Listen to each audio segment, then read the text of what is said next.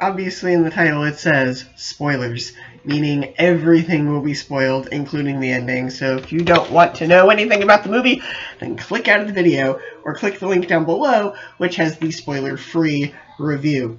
Okay, so for the past like 9 months after the trailer came out, I was really skeptical about this movie because it seemed like it was going to go the man-hating route, like the male-hating route, just based on the trailer. And I'm going to cue up that clip now.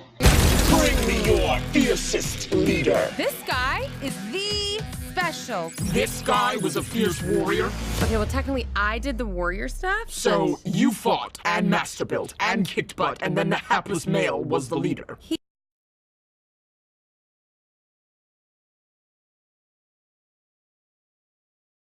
So apart from that one line, it really wasn't. And there was actually a reason for that line, because obviously you find out that it's the sister who's playing with the toys, and that's how she thinks of her brother. That was okay.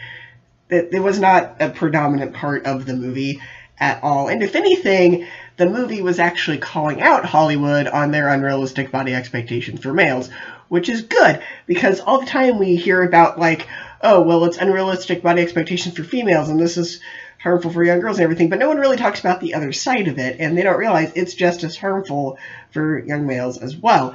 And they do this specifically through Chris Pratt's roles, not that he is the only person out there. And this is not slamming on Chris Pratt at all. He is a wonderful person. This is just the roles that he's played.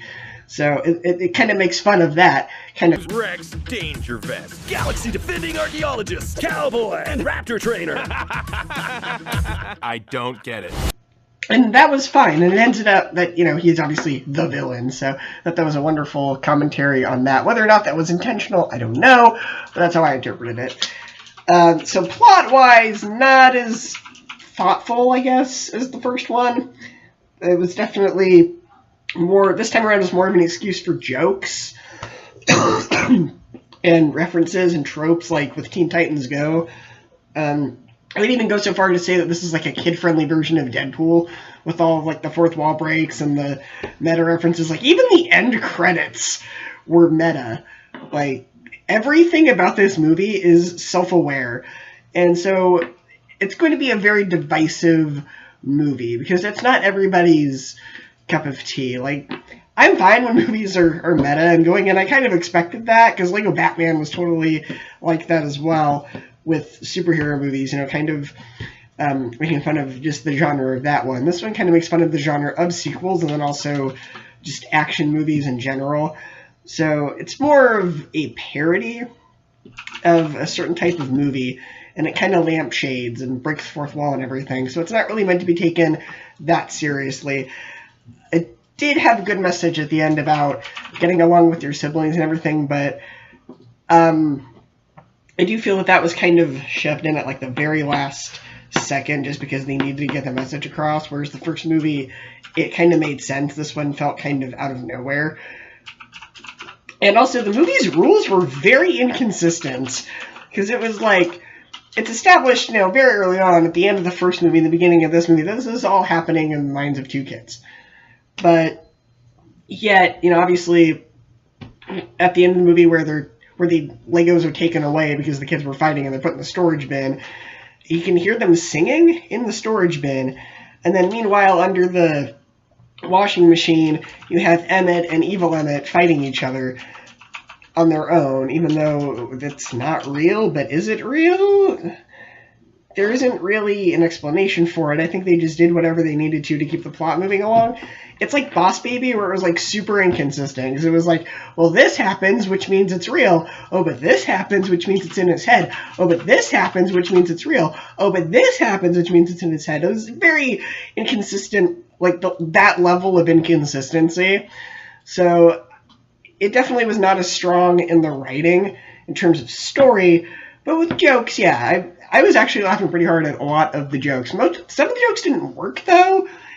Like, there's this one part where, you know, I forget Evil Emmet's name. It's like Rex something. I'm just calling him Evil Emmet, because that's who he is. Evil Emmet, like, jumps onto Wonder Woman's invisible jet, kicks her out, and then flies away. And Wonder Woman just looks at him and goes, I left my lasso in there. And then there's a pause, because they're expecting to laugh. Like, was that supposed to be funny? Because it's not that funny. A joke has to make sense for it to be funny, and it didn't really make sense. It was just kind of out of nowhere. So a lot of jokes like that, but most of the jokes I thought landed pretty hard. But again, in terms of story, it is kind of weak. I'm still going to buy it when it comes out. I still really liked it. You know, the first movie was a solid 10. This one's a bit of a step down to about an 8. But even that's not a huge step down.